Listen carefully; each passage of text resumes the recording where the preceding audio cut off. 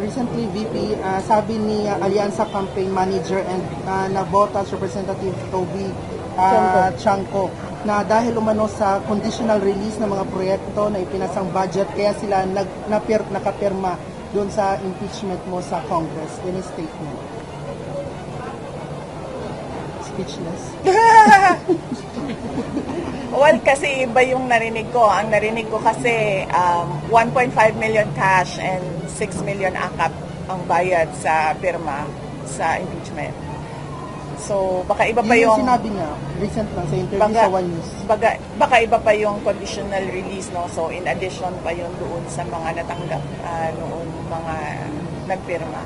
And totoo din naman yun, public record din na makikita ninyo na yung mga hindi pumirma, zero talaga yung budget para sa kanila. But more than that, alam nyo, hindi dapat nagkakaroon ng budget ang mga congressman kasi that is pork barrel.